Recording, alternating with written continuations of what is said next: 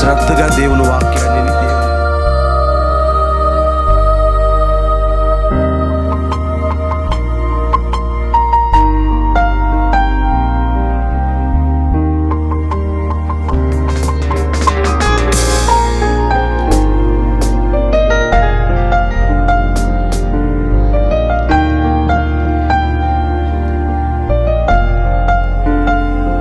దేవునికి స్తోత్రం. హల్లెలూయా, హల్లెలూయా. దేవాది దేవుడు ఇచ్చిన ఈ ఆధిక్యతను బట్టి మొట్టమొదటిగా ప్రభువును స్తుతిస్తున్నాను. నన్ను ఆహ్వానించిన దైవజనులు జాషువా గారికి, వారి కుటుంబానికి, బెతెస్దా ప్రార్థనా మందిరం వారికి ప్రత్యేక వందనాలు. అలాగే ఇప్పటి వరకు దైవజనులు జిర్మి గారు చాలా చక్కటి మాటలు తెలియపరిచారు. గొప్ప సేవ తెలంగాణ రాష్ట్రంలో గొప్ప సేవ చేస్తున్నారు దైవజనులని. ఆయా స్థలాల్లో విరివిగా వాడబడుతున్న దైవజనులు. మరి ఇంకా మన మధ్యలో బాపట్ల, స్టువర్ట్, మరి వెదుర్లపల్లిలో సేవ చేస్తున్న దైవజనులు కూడా మన మధ్యలో ఉండటం చాలా సంతోషం. డానియల్ గారు రేపు ఎల్లుండి రాబోతున్న దైవజనులు నా చిన్న కుమారుడు పాస్టర్ కాలేబ్ గారు, షకీనా గ్లోరీ గారు చిన్న కోడలు, అలాగే పెద్ద బాబు జాషువా, బ్లెస్సిహన, అలాగే ఇద్దరు కుమార్తెలు ప్రిస్కిల్లా, విజయ్ కుమార్, అలాగే ప్రియా, హ్యారిస్, అందరం కూడా 4 పక్కల తిరిగి దేవుని సేవలో బలంగా వాడబడటానికి ప్రభువు ఎంతగానో కృప చూపుతూ ఉన్నాడు. దేవునికి స్తోత్రం. హల్లెలూయా. అందరం తలొక ప్రక్క తిరిగి ఎవ్వరు కూడా రెస్ట్ లేకుండా విరివిగా దేవుని పరిచర్యలో ఉండటానికి ప్రభు ఎంతో కృప చూపుతున్నాడు. 5 కుటుంబాలు, మా కుటుంబం, 4 పిల్లల కుటుంబాలు కూడా ఆయన పరిచర్యలో విరివిగా వాడబడటానికి ప్రభు ఎంతో కృప చూపుతున్నాడు. అందరూ ఎవరు తక్కువరు కాదు, అందరూ చాలా బలంగా వాడబడుతున్న దైవజనులను బట్టి నేను దేవుణ్ణి స్తుతిస్తున్నాను. మంచిది ప్రభునందలి ప్రియులారా.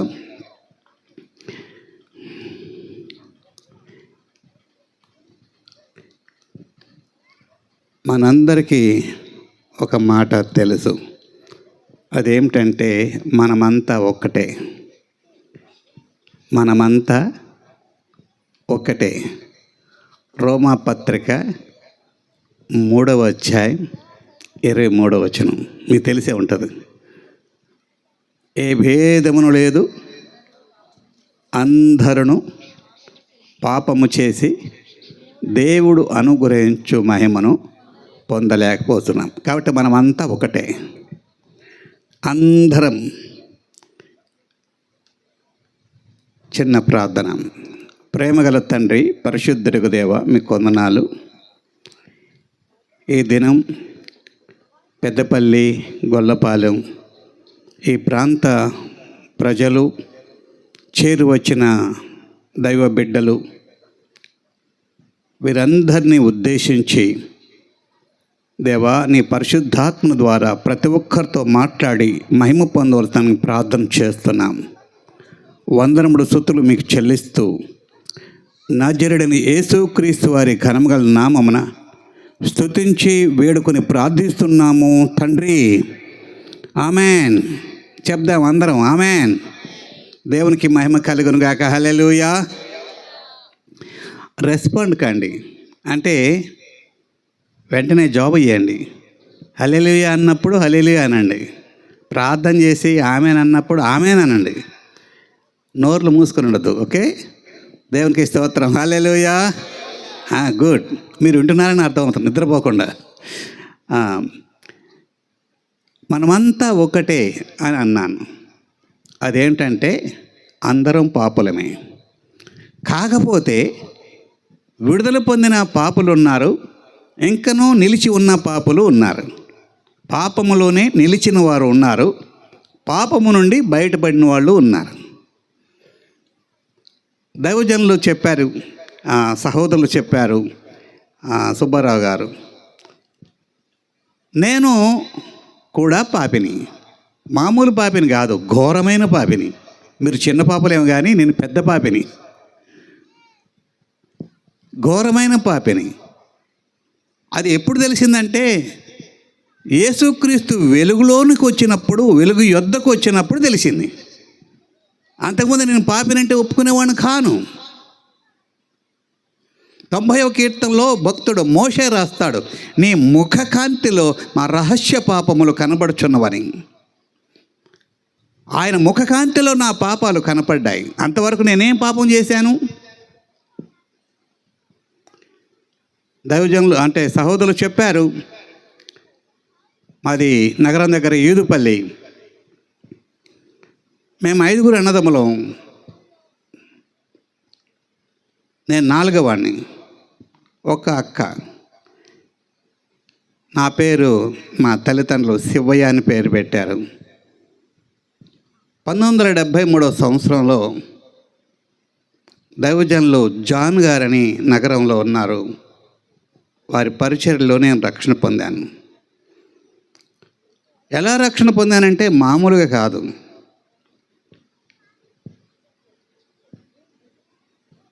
మేము 5 అన్నదమ్ముల్లో పెద్దవాడు. అన్ని దుర్వ్యసనాలు ఉండేవి. త్రాగుడు. ఆ దినాల్లో 73కు ముందు, 73 ఆ టైంలో చెక్క సారాయి, నాటు సారాయి అమ్మేవాళ్ళు. తెల్లవారుజామున సారా డిపో దగ్గర, ఆ సారా డిపో దగ్గర తలుపు కొట్టేది ఎవరంటే మా అన్నయ్యే. సారాతోనే పళ్ళు దోముకొని పరగడుపునే సారా తాగే వ్యక్తి మా అన్న. సారా తాగటమే కాదు, వ్యభిచారం, జోదం అన్నీ ఉండేవి.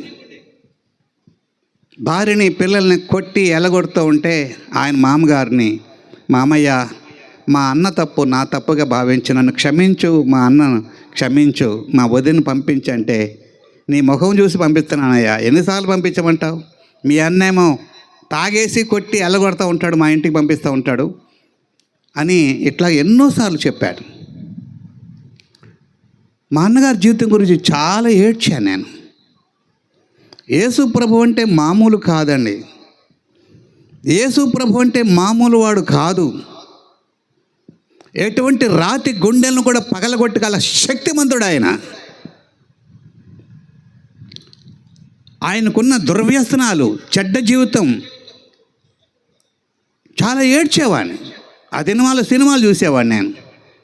నాగేశ్వరరావు నటించిన దేవదాస్ సినిమా చూసా. ఆయన తాగి చచ్చిపోతాడు. నేను తెనాల్లో విఎస్ఆర్ కాలేజీలో ఎగ్జామ్ రాస్తూ అక్కడ సెంటర్ పెడితే సినిమా చూసా, నాగేశ్వరరావు దేవదాస్ సినిమా. ఆయన తాగి చచ్చిపోతుంటే సగం వరకు నాగేశ్వరరావు కనపడ్డాడు, మిగిలిన సగం మా అన్నయ్య కనపడుతున్నాడు. నా అన్న కూడా ఇంతేనేమో, మా అన్న కూడా చచ్చిపోతాడేమో, నేను అన్నను కోల్పోతానేమో, పోగొట్టుకుంటానేమో అని చెప్పని చాలా ఏడ్చాను. సినిమాలో అంతా ఏడ్చాను. మా అన్నే తాగి రక్తం కక్కి చచ్చిపోతే మా అన్న కూడా ఎట్లాగే చచ్చిపోతాడేమో అని చాలా ఏడ్చాను సినిమాల్లో. తర్వాత ఇంటికి వచ్చాను. అది అయిపోయినాక మా ఊరు వచ్చి ఇంటికి వచ్చినాక నగరం, అన్నయ్య నీ కాళ్ళు పట్టుకుని బ్రతిమలాడుతున్నా, ఇంటికి పెద్దోడు, నువ్వు మాదిరిగా ఉండాలి. నువ్వేంటన్నా ఈ త్రాగుడు? నీకేంటన్నా? నువ్వు నాకు చెప్పాలి. పెద్దోడు నువ్వు, చిన్నోడు నేను, నువ్వు పెద్దోడివి, ఏంటన్నా ఈ త్రాగుడు అని కాళ్ళు పట్టుకుని ప్రాధేయపడ్డేవాడు. నీకేం తెలుసురా నా బాధ అని అనేవాడు. మారేవాడు కాదు.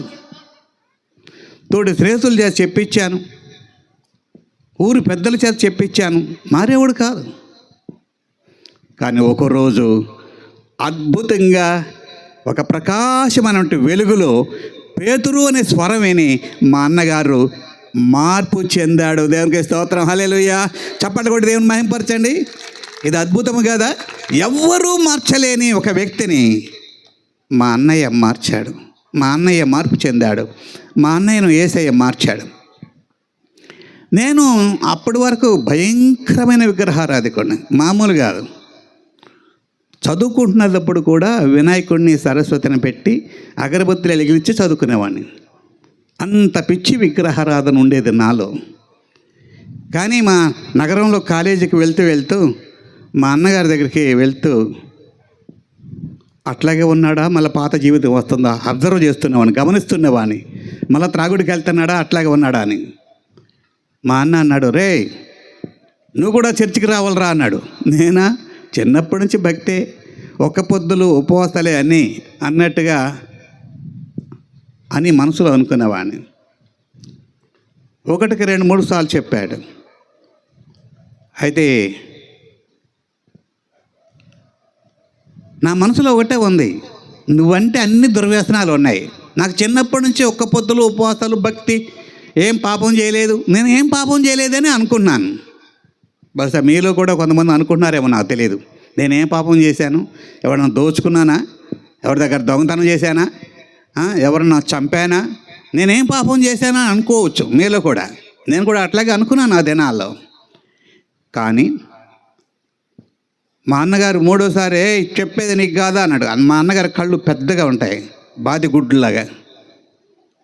చెప్పేది నీకు కాదా అని కళ్ళు పెద్దగా తీసి అన్నాడు. అమ్మ బాబోయ్, ఇక లాభం లేదురా, కొట్టేలాగా ఉన్నాడు రాని. యేసుప్రభు మీద ఉన్న విశ్వాసంతో కాదు, ప్రేమతో కాదు, భక్తితో కాదు, మా అన్న మీద ఉన్న భయం కొద్దీ చర్చికి వెళ్ళాను. ఆ రోజు అయ్యగారు చాలా చక్కగా ఆత్మవేశంతో వాక్యం బోధించాడు. ఒక్కొక్క వాక్యం నాడు దావీదు విసిరిన ఆ 5 ఒడిసెల రాయి, ఆ 5 రాళ్ళలో ఒక రాయి ఒక గొల్యాతుకు తగిలినట్టు ఆయన చెప్పే వాక్యం నా గుండెకి తగిలిందండి. నా గుండె పగిలింది. దేవునికి స్తోత్రం, హల్లెలూయా. గొల్యాతు ఎట్లా పడిపోయాడో నేను యేసయ్య ఎదుట వాలిపోయాను. నా గుండె పగిలింది. నా కుమారుడా, నీ అన్నదమ్ముల మోసం చేయొచ్చు, నీ బంధువులను మోసం చేయొచ్చు, నీ ఊరి వారి మోసం చేయొచ్చు, నువ్వు పాపివి, నువ్వు ఘోరమైన పాపివి అని దేవుని సేవకుడు వాక్యం బోధిస్తుంటే నాకేం తెలియదు, దేవుడు మాట్లాడతాడని తెలియదు అంతవరకు.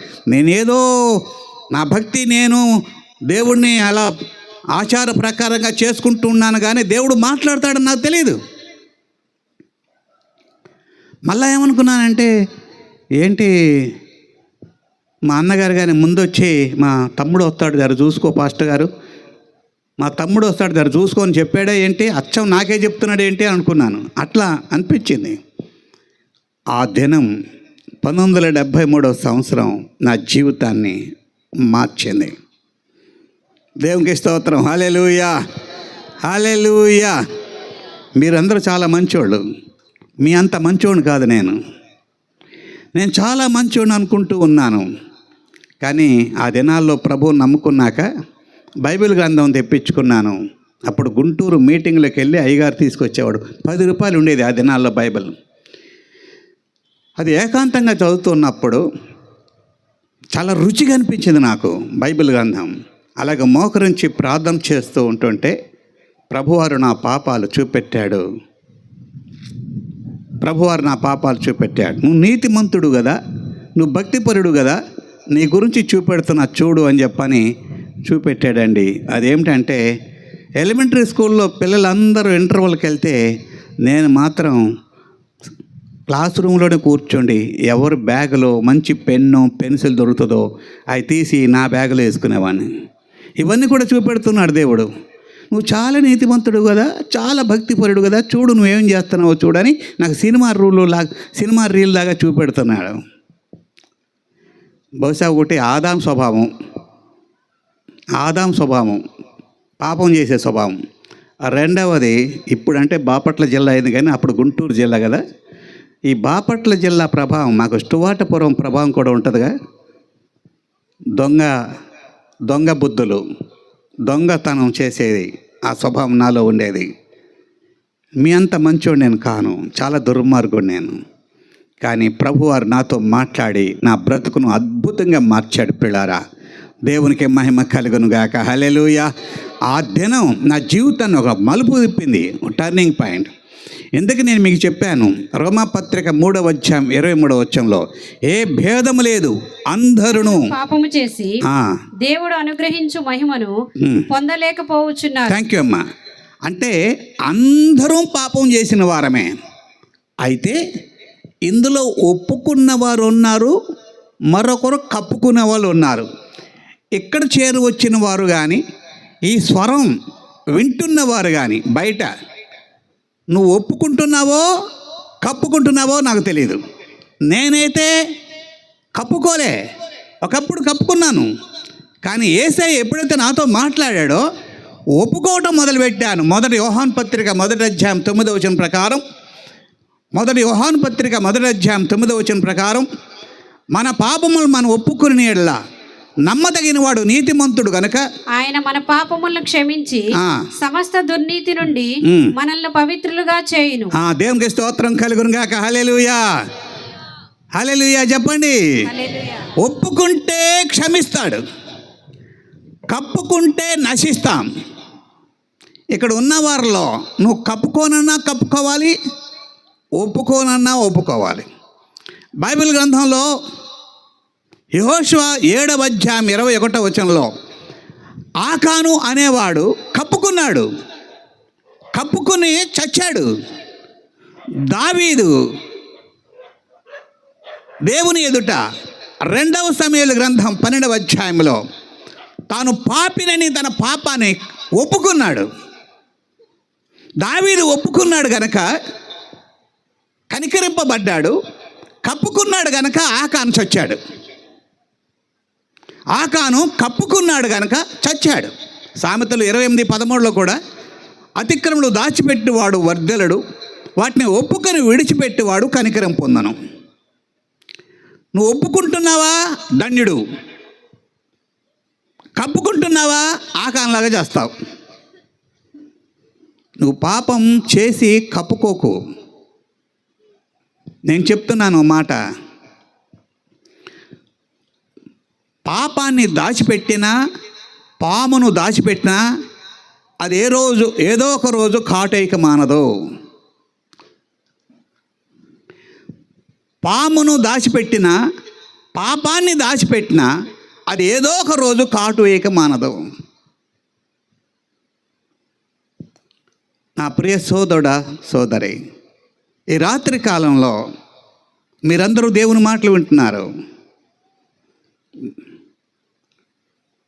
దేవుని ఎదుట నీ పాపాన్ని కప్పుకుంటున్నావా లేక ఒప్పుకుంటున్నావా? మీకు అర్థం కావడానికి చెప్తున్నా. ఈ రాత్రి మీరు పడుకోబోయే ముందు మీ ఇంటిలోనికి ఒక నాగుబాము వచ్చింది అనుకోండి, రమ్మంటలేదు నేను, ఒకవేళ రమ్మని వచ్చింది అనుకోండి మీ ఇంట్లోకి నాగుబాము, మీరు కట్టి తీసుకుని కొట్టబోతారు. అది ఎక్కడో తప్పించుకుపోయింది. అది భలే హుషారు కలదుగా, చాలా తెలివి కలదు. అది తప్పించుకుపోయింది. పోనీలే ఎక్కడో చోట ఉంటుందిలే అని హాయిగా పడుకుంటావా? పడుకుంటావా? పామును కొట్టబోయావు, అది తప్పించుకుపోయింది, అది కనపడలేదు, పోనీలే అది ఆడో చోట ఉంటుందిలే అని నువ్వు పడుకుంటావా? నిద్ర పట్టదు, నీకు నిద్ర పట్టదు. అయితే నువ్వేం చేస్తావు? ఆ పామును కనుక్కొని దాన్ని వెతికి దాన్ని కొట్టి అది చచ్చింది అని చూసేంత వరకు నువ్వు పడుకో. అలాగునే యోబు పుస్తకంలో ఈ మాట నేను మీకు గుర్తు చేస్తున్నాను. యోబు పుస్తకంలో ఏమంటాడంటే, ప్రభునందలి ప్రియులారా 11వ అధ్యాయం 14వ వచనంలో ఈ మాట అన్నాడు, పాపము నీ చేతిలో ఉండుట చూచి నువ్వు దాన్ని విడిచిన ఎడల, అది పాపాన్ని నువ్వు విడిస్తే రక్షణ పొందుతావు. పాపాన్ని విడిస్తే రక్షణ పొందుతావు. పామును చంపితే నీకు నెమ్మది ఉంటుంది. అక్కడ ఉంది కదా ఈ మాట నుంచి చూడండి, పాపముని చేతిలో ఉండుట నీవు దాన్ని విడిచిన ఎడల, నీ గుడారములో నుండి దుర్మార్గతను నీవు కొట్టివేసిన ఎడల నిశ్చయముగా నిర్దోషివై నువ్వు సంతోషించదవు, నిర్భయుడివై నువ్వు స్థిరపడి ఉంది. నిర్భయుడు, భయం పోతుంది, ఇక నువ్వు హాయిగా పడుకుంటావు. పామును దాచిన, పాపాన్ని దాచిన నీకు నెమ్మది ఉండదు, నిద్ర రాదు, సమాధానం ఉండదు, సంతోషం ఉండదు, శాంతి ఉండదు. కారణం ఏంటి? పాపమే. జ్వరం వచ్చిన మనిషికి ఏం పెడుతున్నా ఎక్కదు, ఏం తినాలనిపించట్లేదు, నాకు వద్దు వామిటింగ్లో వాంతి వచ్చేలాగా ఉంది, నాకు వద్దు అంటాడు. అదే జ్వరం వచ్చిన మనిషి వాంతి చేసుకుని కక్కేస్తే ఆకలి పుడుతుంది మళ్ళా. అప్పుడు నెమ్మది ఉంటుంది, సమాధానం ఉంటుంది. రోగం వచ్చిన, జ్వరం వచ్చిన మనిషి ఎలాగ కక్కేస్తాడో నీలో ఉన్న పాపాన్ని కూడా నువ్వు కక్కేస్తే నీకెంతో నెమ్మది, నీకెంతో సమాధానం, నీకెంతో సంతోషం ఉంటుంది. కనుక ప్రభునందలి ప్రియులారా, ఈ రాత్రి కాలంలో దేవునికి విరోధమైన ఏ పాపమైనా, దేవునికి విరోధమైన ఏ పాపమైనా, పరుని సొమ్ము ఏది నీ దగ్గర ఉన్నా, పక్కింటోల ఏ వస్తువు నీ ఇంట్లో ఉన్నా, నీ పక్కింటోళ్ళది ఏ వస్తువు నీ ఇంట్లో ఉన్నా, పరుని సొమ్ము నీ ఇంట్లో ఉన్నా, వేరొకరి దగ్గర డబ్బు తీసుకుని నువ్వు ఇవ్వకపోయినా అది నీకు సమాధానం లేకుండా చేస్తుంది, అది నీకు శాంతి లేకుండా చేస్తుంది. కాబట్టి దేవుని దగ్గరకు రా, దేవుని దగ్గరికి రా, వచ్చి ఒప్పుకో. అప్పుడు నీ నెమ్మది ఉంటుంది, సమాధానం ఉంటుంది. కాబట్టి మనమంతా ఒక్కటే, అందరూ పాపం చేశారు అన్నారు. అందరూ నేను పాపం చేశాను, అయితే ఒప్పుకుని విడిచిపెట్టాను. ఇప్పుడు యథార్థంగా ఉన్నాను. పాపం అంటే భయం నాకు. యేసయ్య నా ప్రతి పాపాల్ని ఆయన క్షమించాడు. ఒప్పుకుంటే నేను కూడా క్షమిస్తాడు. దేవునికి మహిమ కలుగును గాక. హల్లెలూయా, హల్లెలూయా. ప్రభునందలి ప్రియులారా, ఆల్రెడీ దైవజనులు చెప్పారు ఒక మాట. అదేమిటంటే, ధనవంతుని గురించి ఈ మాట వ్రాయబడింది లూకా సువార్త 12వ అధ్యాయంలో. లూకా సువార్త 16వ అధ్యాయంలో కాదు నేను చెప్పేది, లూకా సువార్త 12వ అధ్యాయంలో. ఒక అతనికి విస్తారమైన పంట పండినప్పుడు అతడు ఏమన్నాడు? నా ప్రాణమా, అనేక సంవత్సరములకు విస్తారమైన ఆస్తి నీకు సమకూర్చబడి ఉన్నది, సుఖించుము, తినుము, త్రాగుము, సంతోషించుమని చెప్పుకొందునని అనుకొనెను. అయితే దేవుడు, వెర్రివాడా, ఈ రాత్రి నీ ప్రాణమును అడుగుచున్నాను, నీవు స్థిరపరిచినవి ఎవని వగుదువని అతనితో చెప్పాను. దేవునికి స్తోత్రం. హల్లెలూయా. విస్తారమైన పంట పండింది, ఎంతో ఆస్తి సమకూర్చబడింది. నా ప్రాణమా, తినుము, త్రాగుము, సుఖించము, సంతోషించము అన్నాడు. మా దగ్గర హైదరాబాద్లో ఖావో పీవో మరజావు, తిను, త్రాగు, చావు. మనిషి ఇదే కదా ఈనాడు కోరుతుంది. అయితే సొలొమోను భక్తుడు కూడా ప్రసంగిలో ఒక మాట అంటాడు. ఆ మాటను కూడా ఈ సందర్భంగా మీకు గుర్తు చేస్తున్నాను. ప్రభునందలి నా ప్రియ సహోదరి సహోదరులారా, మరి మనిషి ఈ లోకంలో ఏం తిందమా, ఏం త్రాగుదమా, ఏం ధరించుదమా అన్న ఆలోచనలే తప్ప మరొక ఆలోచన లేదు. 11వ అధ్యాయం 9వ వచనం. ప్రసంగి 11:9. నీ యవ్వనమందు సంతోషపడుము, నీ యవ్వన కాలమందు నీ హృదయం సంతుష్టిగా ఉండనిమ్ము, నీ కోరిక చొప్పునను నీ దృష్టి యొక్క ఇష్టము చొప్పునను ప్రవర్తింపుము. అయితే వీటన్నిటిని బట్టి దేవుడు నిన్ను తీర్పులోనికి తెచ్చునని జ్ఞాపకమును ఉంచుకొనుము. అది మర్చిపోతున్నారు ఇప్పుడు, అది మర్చిపోతున్నారు. తిను, త్రాగు, సుఖించు, నీ ఇష్టం, ఏమైనా చెయ్యి. తాగేవాడు కూడా ఏమంటాడు తెలుసా? అనుకున్న నీతి ఏంటో తెలుసా? సార్, నేను కష్టపడుతున్నా, నా కష్టం నా ఇష్టం, నా కష్టం నా ఇష్టం, కష్టపడుతున్నా, తాగుతున్నా. పక్క వాళ్ళది నేను తీసుకోవట్లేదే, వాళ్ళ సొమ్ము తీసుకుని తాగట్లేదే, వాళ్ళదేమో ఆశించట్లేదే, నేనే కష్టపడుతున్నా, నా కష్టంతో నేను తాగుతున్నా. ఇందులో తప్పేంటి? ఎలాగో అదొక తాగుబోతుడుకున్న నీతి అది. నా కష్టం నా ఇష్టం. కాబట్టి చాలామంది ఏమనుకుంటున్నారంటే, ఇష్టం వచ్చినట్టు జీవిస్తున్నారు. నీ దృష్టి యొక్క ఇష్టం చొప్పున ప్రవర్తింపు. అయితే జాగ్రత్త, వీటన్నిటిని బట్టి దేవుడు నిన్ను తీర్పులోనికి తెచ్చును. హెబ్రీ పత్రిక 9వ అధ్యాయం 27వ వచనంలో మాట ఉంది, మనుషులు ఒక్కసారే మృతి పొందవలను, ఆ తర్వాత తీర్పు జరుగును. దేవునికి స్తోత్రం. హల్లెలూయా. ఎండాకాలంలో విత్తనాలన్నీ భూమి మీద పడతాయి, మనకేం కనపడవు. ఎండాకాలంలో వర్షం వచ్చినాక మొలకలు పైకొస్తాయి మొక్కలు. ఏ మొక్కలు వస్తాయి? ఏ విత్తనాలు పడ్డాయో ఆ మొక్కలు వస్తాయి. మనం ఏం విత్తామో అదే పంటకు వస్తాం. కాబట్టి మనం ప్రవర్తించిన దాన్ని బట్టి తీర్పులోనికి వస్తామన్నమాట మరొకండి. తీర్పు ఉంది.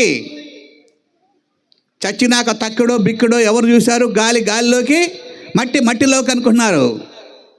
గాలిలోకి, మట్టిలోకి అనుకుంటున్నారు. నో, మనలో ఉంది గాలి కాదు. దైవజనులు చెప్పారు కదా, మేము ఒక ఆయనకి సువార్త చెప్తుంటే, గాలి కాదు బాబు, ఇది మనలో ఉంది గాలి కాదు.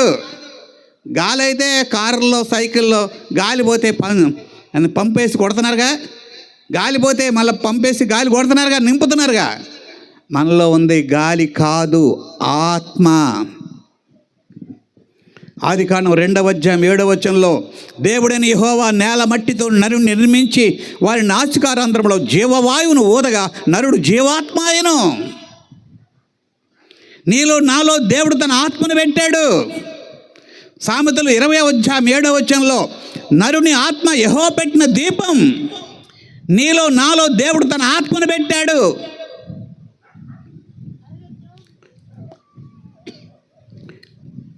మనం ఖాళీ సకల జీవరాశుల్లో శరీరం ప్రాణమే ఉంటుంది, కానీ నరుడు దేవుని పోలిక. ఆదికాండం 1:26 ఈ మాట చూస్తాం. నరుడు దేవుని పోలిక, మన పోలిక చొప్పున మన స్వరూపమందు నరులను చేయదు మరి రండి అని చెప్పని దేవుడు ఆలోచన చేశాడు. కాబట్టి ఆత్మ అనేది దేవుడు మనలో పెట్టిన ఊపిరి. దేవునికి మహిమ కలుగును గాక. హల్లెలూయా. ఈ శరీరానికి చావు ఉండొచ్చు, ఆత్మకి చావు లేదు. ఈ శరీరానికి చావు ఉండొచ్చు, ఆత్మకు చావు లేదు.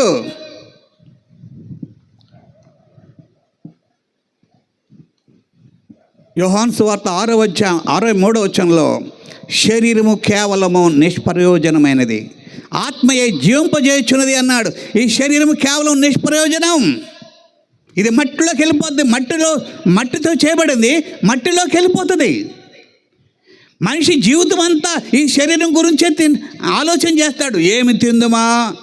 మత్తయి సువార్త 6:25 ఏమి తిందుమా, ఏమి త్రాగుదుమా, ఏమి ధరించుదుమా, ఇంకో మాట చెప్పాలంటే ఎలాగూ సంపాదించుమా అని. ఈ శరీరానికి ఎంత పెట్టినా తక్కువే. అంటే అది ఎప్పుడు కావాలని అంటూ ఉంటుంది. తినటం, తాగటం, బట్టల గురించి ఇదే రంది మనకి. ఆత్మ గురించి ఏనాడైనా ఆలోచన చేసావా? నా ఆత్మ సంగతి ఏంటని. మన ఆత్మ దేవుని దృష్టిలో నశించి ఉన్నది. పిల్లరా, ఆత్మ గురించి నీకు లేదు ఆలోచన, దేవునికి ఉంది ఆలోచన. ఎందుకంటే నీలో ఉన్న ఆత్మను మీ అమ్మ పెట్టలే, మీ నాన్న పెట్టలే, వాళ్ళ శరీరానికే జన్మిచ్చారు.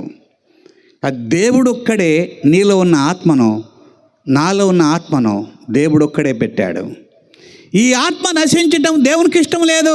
అందుకే పరలోకం విడిచిపెట్టి ఈ లోకానికి వచ్చాడు. చాలామంది ఈనాడు అంటున్నారు క్రైస్తత్వం అంటే మత మార్పిడి అని, మతాలను మార్చడం అని. నో, మతాలు మార్చాల్సిన అవసరం లేదు. అయ్యలారా, ఎవరు ఏ మతాలు మారొద్దు. ఏ మతాలైనా అంతే, ఒకటే. మతాలని చెప్పేది అంతా ఒకటే. మత మార్పిడి వద్దు, మతాలు మారాల్సిన అవసరం లేదు. యేసయ్య మతాలు మార్చడానికి రాలేదు. మత్తయి సువార్త 4:17 పరలోక రాజ్యము సమీపించి ఉన్నది, మారు మనసు పొంది సువార్త నమ్ముడి అన్నాడు. మనసు మార్చుకోమన్నాడు కానీ మతం మార్చుకోమని లేదు. గమనించండి, నీ మనసు మార్చుకో, నీ హృదయం మార్చుకో, మతాలు మార్చుకో అవసరం లేదు. వేమన అంటాడు, ఏమంటాడంటే, ఎలుగు తోలు తెచ్చి ఎందాక నుదికిన నలుపు నలుపే గాని తెలుపు రాదయ, కొయ్య బొమ్మను తెచ్చి కొట్టిన పలుకున విశ్వదాభిరామ వినురవేమ. ఇది మనందరికీ తెలుసు. అలాగే ఇర్మియాలో ఏమంటాడంటే 13వ అధ్యాయం బహుశా 23వ వచనం కావచ్చు, కూషీయుడు తన చర్మమును మార్చుకొనగలడా, చిరుతపులి తన మచ్చలను మార్చుకొనగలదా, కీడు చేటుకు అలవాటు పడిన మీరు మేలు చేయ వల్లపడును అన్నాడు. మీరు కావాలంటే చూడండి ఇర్మియా 13:23లో. కూషీయుడు అంటే నల్లనివాడు, నల్ల జాతివాడు తెల్లగా కాగలడా? చిరుతపులి మచ్చలను మార్చుకోగలదా? కీడు చేటుకు అంటే పాపం చేయడానికి అలవాటు పడిన మీకు మీరు మానుకోగలరా? మా అన్న మార్చుకోగలిగాడా? మా అన్నను నేను మార్చుకోగలిగానా? నాకు నేను మారగలిగానా? ఎవరిని ఎవరు మార్చలేరు. ఒక వ్యక్తి మనసును ఎవరు మార్చలేరు. ఒక వ్యక్తి హృదయాన్ని ఎవరు మార్చలేరు. ఒక వ్యక్తి జీవితాన్ని ఎవరు మార్చలేరు. పాపానికి అలవాటు పడిన వ్యక్తి ఎవరూ మార్చలేరు.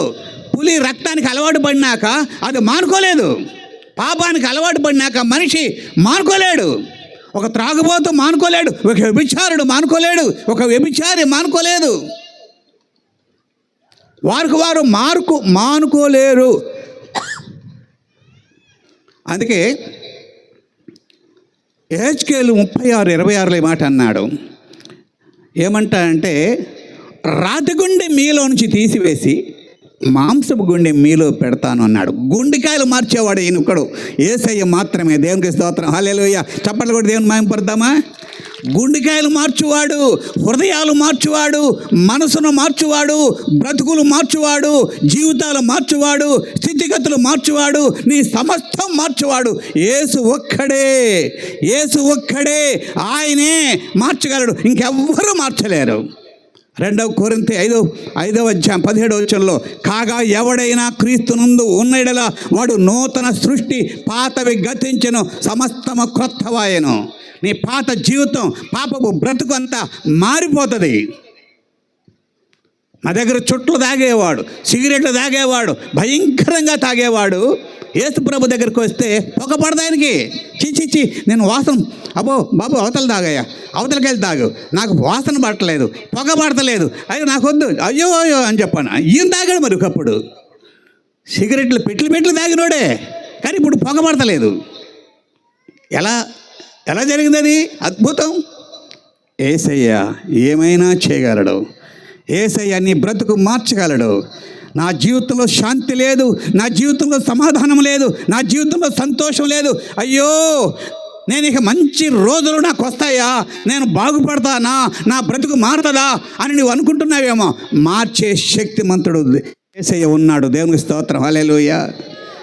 40వ కీర్తన 2వ వచనంలో ఈ మాట అంటాడు, నాశనకరమైన గుంటలో నుండి, జగడగల దొంగ ఊబిలో నుండి ఆయన నన్ను పైకి లేవనెత్తను. పాపపు ఊబి, పాపం అనేది ఊబి లాంటిది. అందులో నుంచి బయటపడాలని నువ్వెంత ప్రయత్నం చేస్తున్నా అంతకంతకు లోపలికి వెళ్తావే తప్ప బయటికి రాలేవు. నీ వల్ల కాదు. నిన్ను లేపేవాడు ఒకడు కావాలి. నీ పాపం నుండి పైకి లేపేవాడు పాపము లేనివాడై ఉండాలి. అతడు పాపరహితుడై ఉండాలి. పాపము లేనివాడు ఒక్కడే నీకు చెయ్యగలడు, పైకి లేపగలడు. పాపము లేనివాడు ఎవరు? యేసు ప్రభువు చెప్తాడు, నాలో పాపం ఉన్నదని మీలో ఎవడు స్థాపించను. దేవునికి స్తోత్రం, హల్లెలూయా. కామ క్రోధ లోభ మద మాశ్చర్యములు జయించిన వాడు నా యేసయ్య. పాపరహితుడు, ఏ పాపము లేనివాడు. నాలో పాపం ఉన్నదని మీలో ఎవడు స్థాపించను. బహుశా యోహాను సువార్తలో ఈ మాట నేను మీకు గుర్తు చేస్తున్నాను. నాలో పాపం ఉన్నదని మీలో ఎవడు స్థాపించును అనే మాటను ఈ సందర్భంగా యోహాను సువార్త 8వ అధ్యాయము 46వ వచనంలో ఈ మాట ఉంది. నాలో పాపం ఉన్నదని మీలో ఎవడు స్థాపించును. ఎన్నో రకాలుగా ఆయనలో పాపం చూపెట్టాలని, ఆయనలో ఏదో చేయాలని చూశారు. అందరూ సిగ్గుపడ్డారు, నోరు మూసుకున్నారు. ఇప్పటికీ ఆనాటి నుంచి ఈనాటి వరకు కూడా ఏ పాపము చూపలేనివాడు, వేలు పెట్టి చూపలేనివాడు ఎవరైనా ఉన్నాడంటే ఆయన యేసుక్రీస్తు ఒక్కడే. దేవునికి స్తోత్రం, హల్లెలూయా. చప్పట్లు కొట్టి దేవుని మహిమపరచరా? దేవునికి స్తోత్రములు కలుగును గాక. ఆయన పాపరహితుడు, పాపం లేనివాడు. ఆయన పాపం లేనివాడు, పాపరహితుడు మాత్రమే కాక పాపివైన నన్ను మార్చిన వాడు నిన్ను కూడా ఆయన మార్చగల సమర్థుడు అని ఈ సమయంలో నేను మీకు గుర్తు చేస్తున్నాను. మతాలు మార్చేవాడు కాదండి. మన దేశంలో లేక ప్రపంచంలో ఎన్నో మతాలు ఉన్నాయి, ఎన్నో మతాలు. కానీ మతాలు చేయలేనివి, మతాలు మార్చలేనివి యేసయ్య ఒక్కడే మార్చాడు. యేసయ్య మనసును మారుస్తాడు, యేసయ్య బ్రతుకులు మారుస్తాడు, యేసయ్య జీవితాలు మారుస్తాడు. ముఖ్యంగా నీలో ఉన్న పాపపు బీజం, పాపపు నైజం, పాపపు స్వభావము ఇదంతా ఆయన తీసేస్తాడు. లోపలున్న చేదు అంతా తీసేస్తాడు. దేవునికి మహిమ కలుగునుగాక. హల్లెలూయా, హల్లెలూయా. అట్టి యేసుక్రీస్తు గురించి నీకు తెలుసా? ఆయన ఒక్కడే మన జీవితాలు మార్చగల సమర్థుడు అని నేను మీకు గుర్తు చేస్తున్నాను. ఈ లోకం విడుస్తావు నువ్వు, నేను విడుస్తాను. లోకం విడుస్తావంటే భయం వేస్తుందేమో మీకు, కానీ నాకు భయం లేదు. ఎందుకో తెలుసా? ఎల్ఐసి చేసుకున్నాను. అవుతున్నారంటే ఎల్ఐసి చేయించుకున్నా. ఎల్ఐసి అంటే life insurance of corporation, life insurance of corporation. ఆ ఎల్ఐసి కాదు, ఆ ఎల్ఐసి కాదు. ఆ ఎల్ఐసి అది డూప్లికేట్ ఎల్ఐసి, అబద్ధం. అది నిజమైన ఎల్ఐసి కాదు. ఎల్ఐసి అంటే అర్థం ఏంటండి? జీవితానికి బీమా, లైఫ్కి ఇన్సూరెన్స్. లైఫ్కి ఎల్ఐసి వాళ్ళు ఇన్సూరెన్స్ ఇస్తారా అండి? ఒకవేళ నేను ఎల్ఐసి చేయించుకున్నాను అనుకో, నేను చచ్చిపోయాను అనుకో, నా భార్యకి పైసలు వస్తాయి, అది ఎల్ఐసి అవుతుందా? నా పిల్లలకి పైసలు వస్తాయి, అది ఎల్ఐసి అవుతుందా? అసలైన ఎల్ఐసి కొలస్సీలకు రాసిన పత్రిక 3వ అధ్యాయం 3వ వచనంలో ఉంది, మీరు చదువుకోండి. మీ జీవము యేసుక్రీస్తునందు దాచబడి ఉన్నది, భద్రపరచబడి ఉంది అన్నాడు. అది అసలైన ఎల్ఐసి. మీ జీవము యేసుక్రీస్తునందు దాచబడి ఉన్నది, భద్రపరచబడి ఉంది అన్నాడు. ఎప్పుడు నేను ఈ లోకం విడిచినా, లేక ఇట్లాగే వాక్యం చెప్తూ ఇట్లాగే వెనక్కి పడిపోయినా, నా జీవము యేసుతో భద్రపరచబడి ఉంది. నేను దేవుని రాజ్యం వెళ్తాను, దేవుని రాజ్యంతో ఉంటాను, ఆయనతో ఉంటాను, ఆయన రొమ్మును ఆనుకుంటాను. ఎందుకంటే నా పాపాలు దేవుడు యేసే క్షమించేశాడు. ఆ ఇన్సూరెన్స్ ఆ ఎష్యూరెన్స్ నాలో ఉంది, ఆ నిశ్చయత నాలో ఉంది. మరణం అంటే భయం లేదు. 2021 సంవత్సరంలో నేను పరలోకానికి భూలోకానికి మధ్యలో వేలాడాను, స్ప్రింగ్ లాగా వేలాడాను.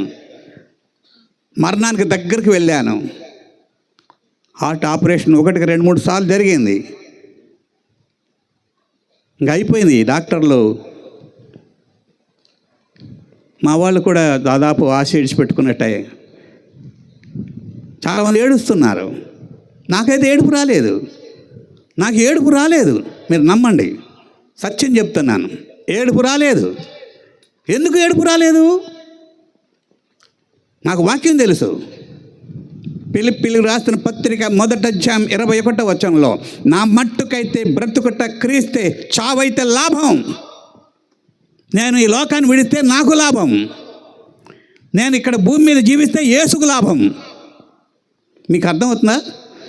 నేను ఈ లోకాన్ని ఇప్పుడు విడిస్తే నాకు లాభం, నేను ఇంకా భూమి మీద జీవిస్తే యేసుకు లాభం.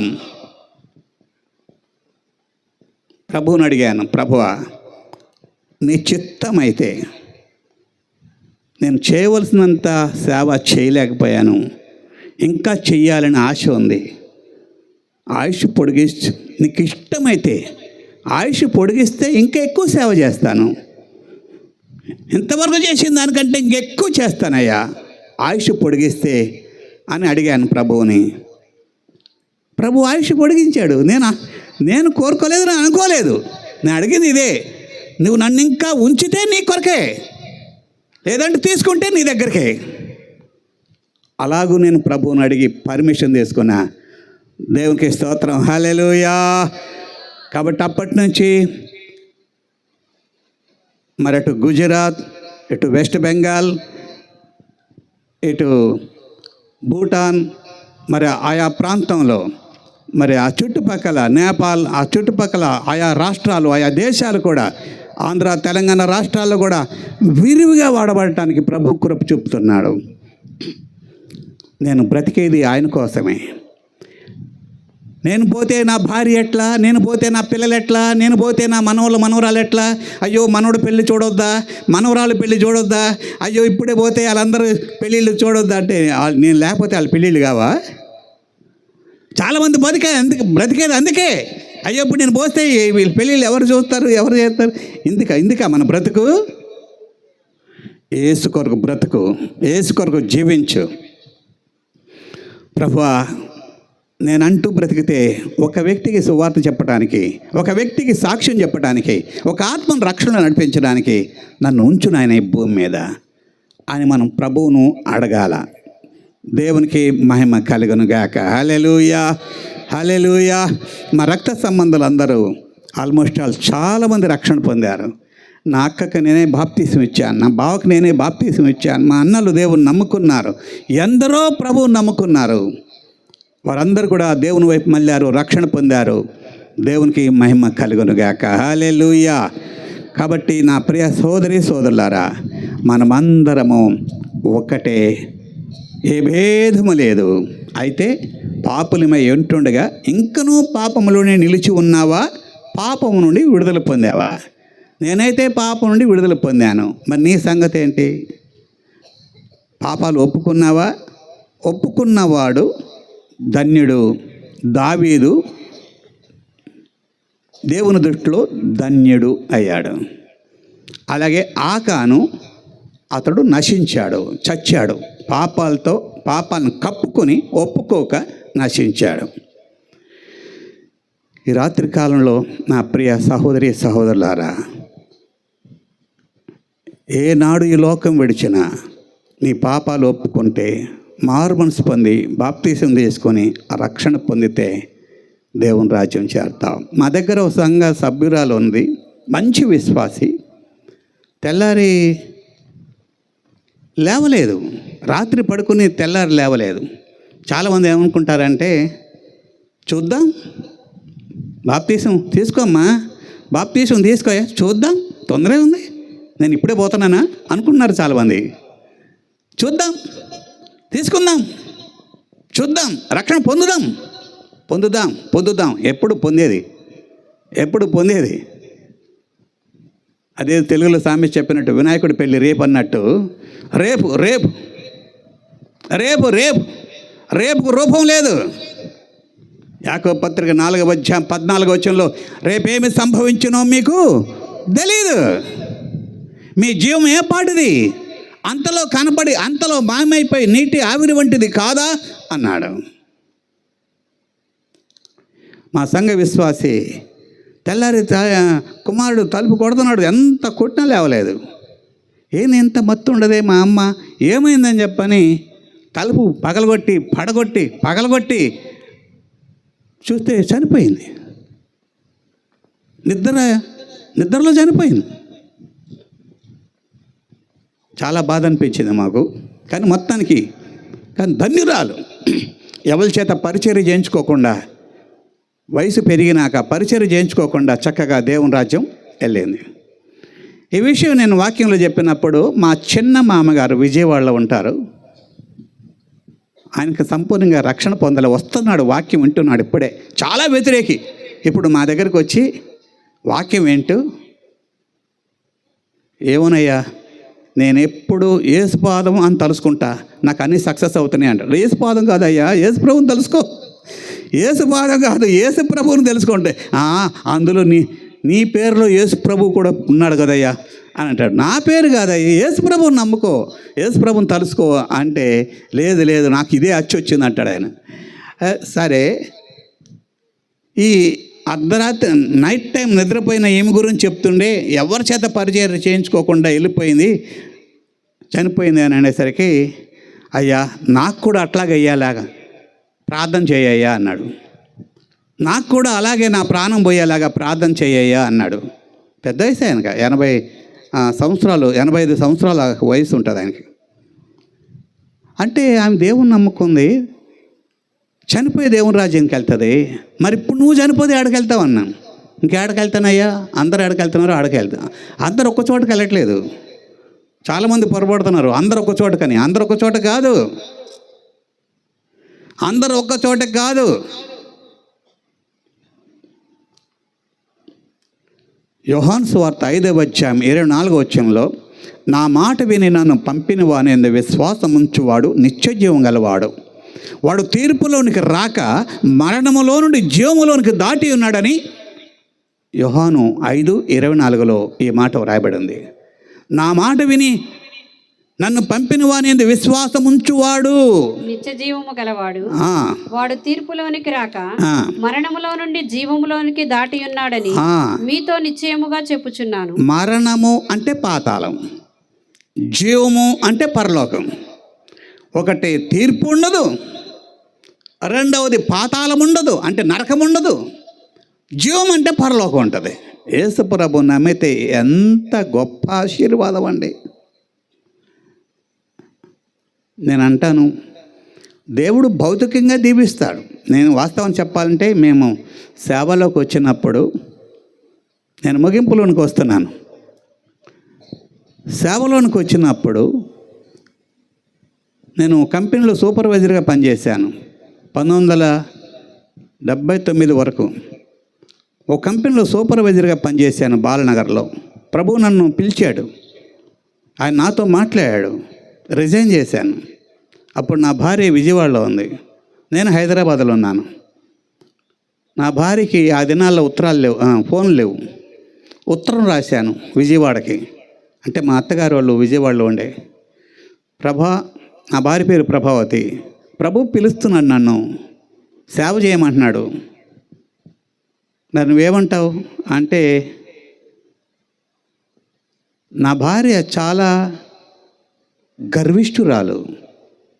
1979కి ముందు 79లో నా భార్య ప్రభునందు విశ్వాసం ఉంచింది. కానీ అద్భుతంగా మార్చబడింది. ఎంత అద్భుతంగా మార్చబడిందంటే మామూలుగా కాదు. 100 మందికి పరిచర్య చేస్తుంది, గంటలు గంటలు ప్రార్థన చేస్తుంది, వాక్యం బోధిస్తుంది, పాటలు రాసింది, బుక్స్ రాస్తుంది. ఖాళీ దొరికిందంటే చాలు ఏదో ఒకటి రాస్తూనే ఉంటుంది. అనేక మందిని పట్టుకుని పని చేస్తూనే ఉంటుంది, పరిచర్య చేస్తూనే ఉంటుంది. అంత అద్భుతంగా దేవుడు నా భార్యను మార్చాడు. అడిగాను, ప్రభా మరి దేవుడు పిలిచాడు ఏమంటావు అంటే, దేవుని చిత్తం మీ ఇష్టం అండి అంది. ఓకే, అప్పుడు రిజైన్ చేసేసాను.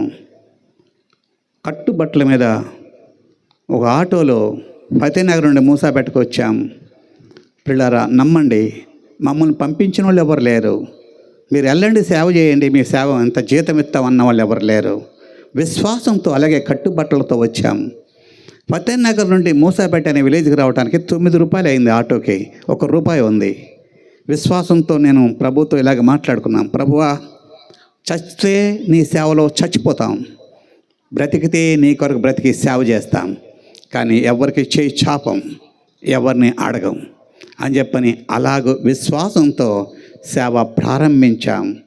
తినటానికి తిండి లేదు, బియ్యము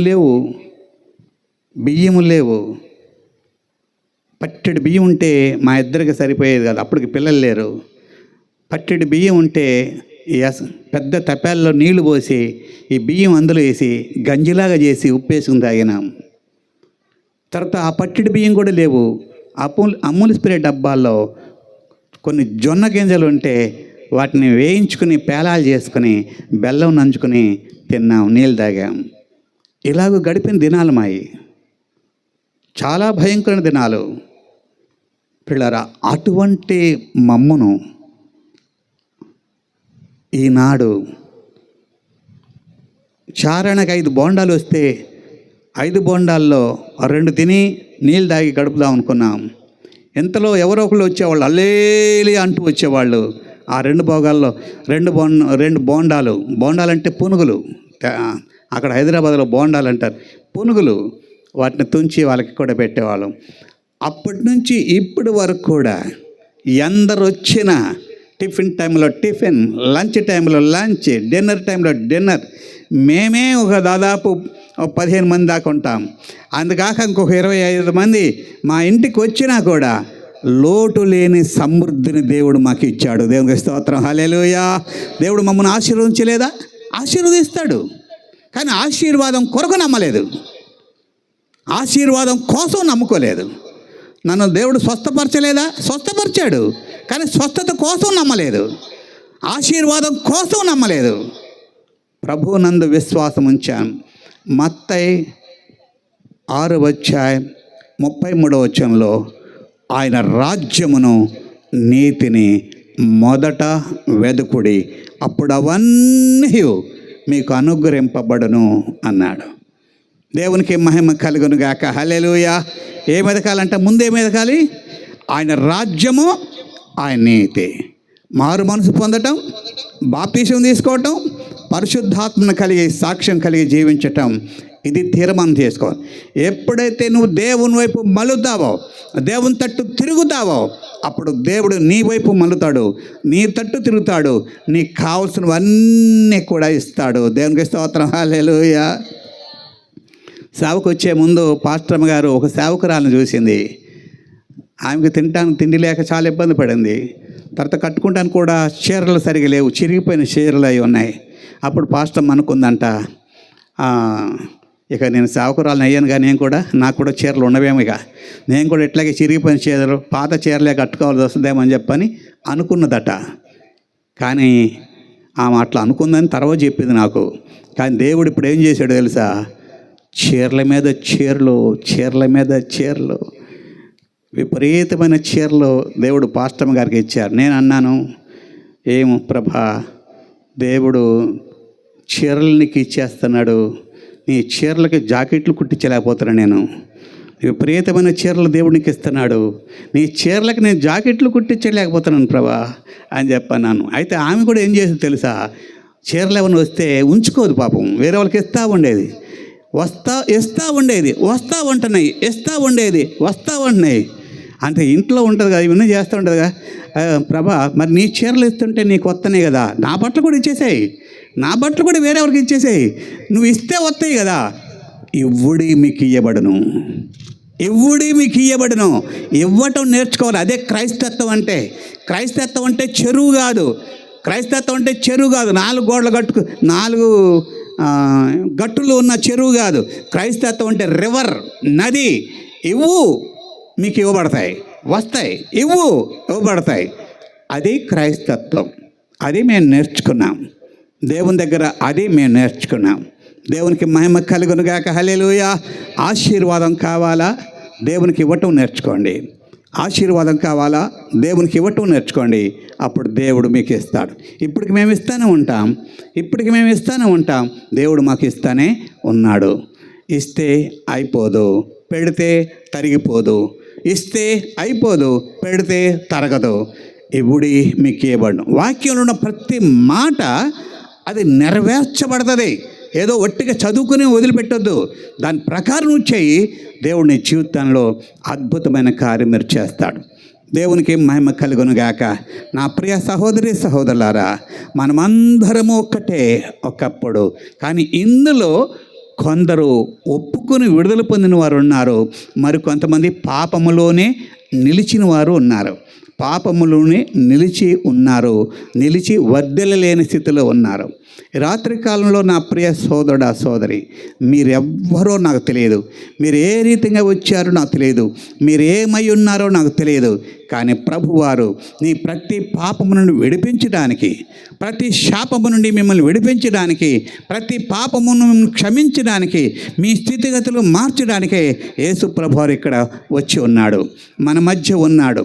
దైవజనులు ఎంత ఖర్చు పెట్టి జాషువా గారు మరి మీటింగ్లు పెట్టారంటే, ఈ పెద్దపల్లి గొల్లపాలెంలో ఉన్న ప్రతి ఒక్కరూ ఆశీర్వదింపబడాలి, ప్రతి ఒక్కరూ రక్షణ పొందాలి, నరకం ఖాళీ కావాలి, పరలోకం నింపబడాలి. ప్రతి వ్యక్తి ఆయన వైపు మళ్ళాలి, రాబో తీర్పు తప్పించుకోవాలి, రాబో నరకం తప్పించుకోవాలి. ప్రతి ఒక్కరు దేవుని రాజ్యం చేరాలి, దేవుని రాజ్యానికి వారసులు కావాలనే ఉద్దేశంతోనే ఎంతో ఖర్చు పెట్టి ఈ సభలు ఏర్పాటు చేశారు. కనుక ఇక్కడ ఉన్నవారు కానీ, ఈ మాటలు వింటున్నవారు కానీ, కొల్లపాలెం పెద్దపల్లి వాస్తవ్యులు అందరికీ మీకు తెలియపరుస్తున్నాను, దేవుడు నిన్ను ప్రేమిస్తున్నాడు. అయ్యా అమ్మా, మతం కాదు, మోసపోకు, మతం కాదు, దేవుడు నిన్ను ప్రేమిస్తున్నాడు. నీ కొరకు ప్రాణం పెట్టిన మహనీయుడు ఈయన. ఎవరు నీ కొరకు ప్రాణం పెట్టలే, ఎవరు నీ కొరకు రక్తం చిందించలే, ఎవరు నీ కొరకు చనిపోలే, ఎవరు తిరిగి లేవలేదు. యేసు పుట్టుక లాంటి పుట్టుక ఎవరికి లేదు, యేసు లాంటి మరణం ఎవరు మరణించలేదు, యేసులాగా చనిపోయి ఎవరు తిరిగి లేవలేదు. ఆయన లేచాడు, 3వ రోజున మళ్ళా రాబోతున్నాడు. ఆయన వస్తాడు, ఆయన నమ్మిన భక్తుల్ని తీసుకుపోతాడు. ఆయన ఎప్పుడు వస్తాడా, నేను ఎప్పుడు వెళ్తానా అని ఎదురు చూస్తున్నా. నమ్మితే నీకు రక్షణ, నమ్మకపోతే నీకు శిక్ష. ఇవన్నీ కూడా మార్కు 16:16 చెప్తున్నాడు. నమ్మిన వాడు రక్షింపబడును, నమ్మని వారికి శిక్ష విధింపబడనని దేవుని వాక్యంలో చెప్పబడుతుంది. ఈ రాత్రి కాలంలో నా ప్రియ సోదరి సోదరుడా, మీరెవరైనా సరే యేసు వైపు తిరుగుతావా, యేసు తట్టు తిరుగుతావా, ప్రభువు అన్ని స్థితిగతులన్నీ కూడా మారుస్తాడు, నీ పాపాలు క్షమిస్తాడు, శాంతి సంతోష సమాధానాలన్నీ కూడా ఆయన ఇస్తాడు. యేసు రక్తం ప్రతి పాపము నుండి మన పవిత్రులుగా చేయరని 1 యోహాను పత్రిక 1వ అధ్యాయం 7వ వచనంలో చెప్తున్నాడు. అప్పుడు ఆయన కుమారుని యేసు రక్తం ప్రతి పాపము నుండి మనల్ని పవిత్రులుగా చేయరని దేవుని వాక్యం చెప్తుంది.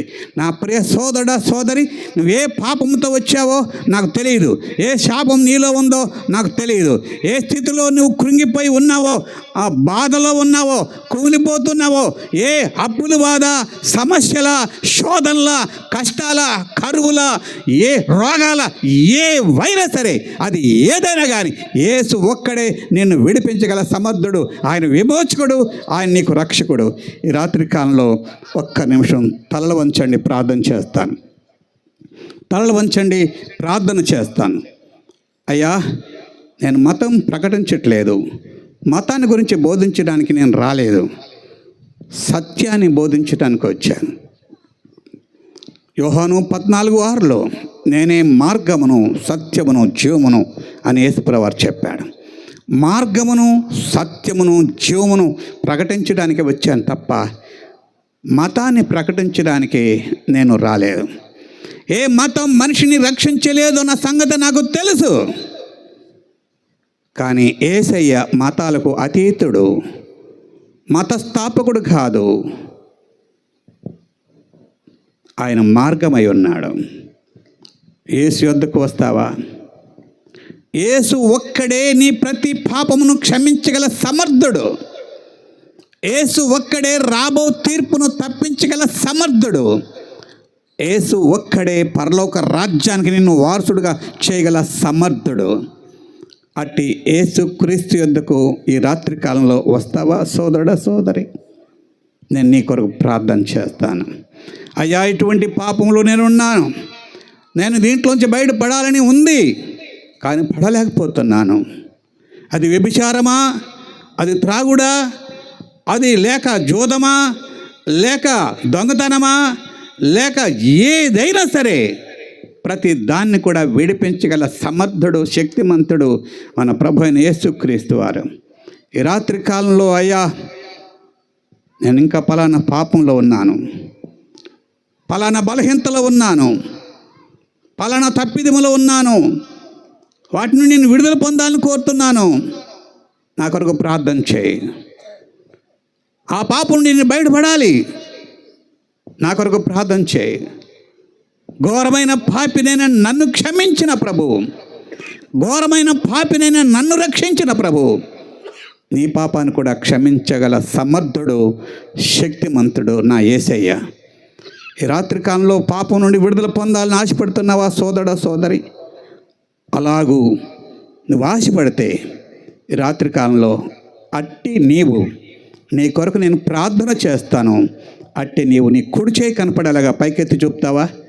ఎవరైనా సరే, ఎక్కడ చేరి వచ్చిన వారు కానీ, బయట ఈ మాటలు వింటున్నవారు కానీ, మీరెవరైనా సరే, నాకు విడుదల కావాలి, నాకు రక్షణ కావాలి, నాకు సమాధానం కావాలి, నాకు సంతోషం కావాలి అని అనేవారు మీలో ఎవరున్నా మీ కుడి చేయి కనపడేలాగా పైకెత్తి చూపాల్సిందిగా ప్రభుపేట మనం చేస్తున్నాం. దేవుడు మిమ్మల్ని దీవించును గాక. దేవుడు మిమ్మల్ని దీవించును గాక. ప్రభు మిమ్మల్ని ఆశీర్వదించును గాక. అలాగే చేతులు ఎత్తిన సహోదరి సహోదరులారా, మీరు దయచేసి చేతులు ఎత్తిన వారు మాత్రమే లేచి నిలబడతారా? మీ కొరకు నేను ప్రార్థన చేస్తాను. చేతులు ఎత్తిన ప్రియ సహోదరి సహోదరులారా, మీరెవరైనా సరే మీ కొరకు నేను ప్రార్థన చేస్తాను. ఈ ఘోరమైన పాపిని వేషధారిణి అయిన నన్ను అందరి దృష్టిలో నీతిమంతుడిగా ఉన్నాను, కానీ నా దేవుని దృష్టిలో ఘోరమైన పాపిగా నేను కనపడ్డాను. అటువంటి వేషధారిణైన నన్ను క్షమించి నన్ను రక్షించి ఈనాడు అనేక మందికి ఆశీర్వాదకరంగా ఉంచిన నా ప్రభువే ఈనాడు నిన్ను కూడా అలాగూ చేయగల సమర్థుడు అని నేను మీకు గుర్తు చేస్తున్నాను. ప్రభు మిమ్మల్ని దీవించుగాక. ప్రార్థన చేస్తాను.